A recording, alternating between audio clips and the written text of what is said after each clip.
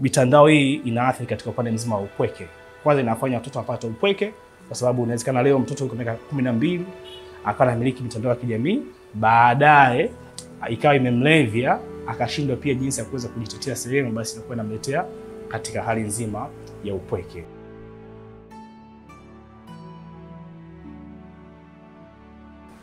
Hai, karibu sana tena kwenye SPN TV. Naitwa Abbas Mkasi. Asante pia kutuchagua kupitia platform zetu zote za mitandao ya kijamii pale Facebook, Instagram pamoja na Twitter. Lakini pia pale YouTube pale hakikisha una subscribe channel yetu ya YouTube, tunatumia kama SPN TV. Na leo bwana nimekuletea mada ama topic katika upande mzima wa maadili pamoja na teknolojia. Tunafahamu kwa hivi sasa teknolojia imekuwa ikikua kwa kasi sana, lakini inatajwa kwamba teknolojia hii inapokuwa kwa kasi ndivyo ambavyo inakuwa inaathiri vijana wadogo ambao wapo katika level ya balee. Hapa natajwa vijana ambao wana miaka 15 kushuka chini, yani kuanzia miaka 9, 10 mpaka 15 hapo katikati wanatajwa kama ndio waathirika wakuu kabisa katika upande mzima wa makuzi haya ya teknolojia. Sasa leo tutakuletea baadhi ya tafiti ambazo zimefanywa na watafiti na wanasayansi tofauti kwenye upande mzima wa ukuaji wa teknolojia na jinsi ambavyo unaathiri lika hili ya vijana ambao wapo katika level ya balee, lakini pia athari zake. Najua ziko nyingi sana, lakini kwa leo nitakuletea athari 3 tu uweze kuzifahamu jinsi ambavyo teknolojia inaathiri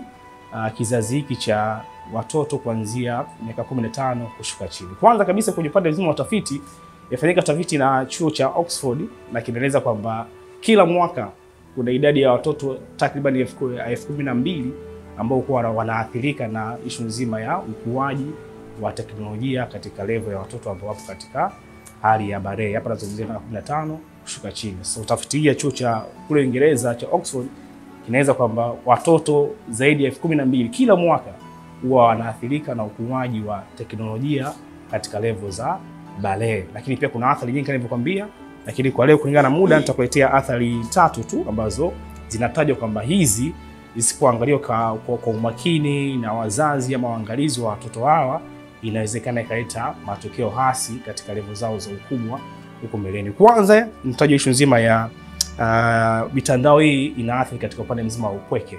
Kwanza inafanya watoto wapate upweke kwa sababu inawezekana leo mtoto yuko miaka 12 akawa anamiliki mitandao ya kijamii, baadaye ikawa imemlevya akashindwa pia jinsi ya kuweza kujitetea sehemu, basi inakuwa inamletea katika hali nzima ya upweke. Cha pili ni issue nzima ya bullying.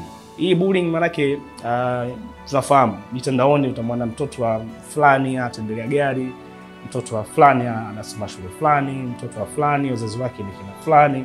Hiyo inaita athari kwa yule mtoto na kumfanya awe anapata zile bullying kupitia mitandao ya kijamii. Lakini pia ya tatu na ya mwisho kwamba mitandao ya kijamii bwana inabadili mwelekeo wa ushawishi wa ukuaji wa watoto. Mfano, kuna mtoto katoka kijijini anasoma shule za kulipia ambazo huko katika shule za kulipia kuna mitandao ya kijamii ama kuna vifaa ambavyo vinawapa katika upande mzima wa mitandao ya kijamii. Sasa jinsi ambavyo vinabadilisha ushawishi kwamba kishaona kule mitandaoni kwamba kuna watoto ambao wako lika lake yeye wanafanya mambo ambayo inawezekana kule kijijini kwao walikuwa wafanye, basi yeye katika makuzi yake katika level ya balee inambadilishia mwelekeo wa ushawishi, lakini pia mwelekeo wa ukuaji wake yeye. Kama kule nyumbani alikuwa anamka asubuhi kunywa chai na viazi, basi akisharudi sometime kutoka shuleni lazima atabadilisha huo mwelekeo wake katika upande mzima wa ukuaji wake. So ni hayo tu katika SPN TV.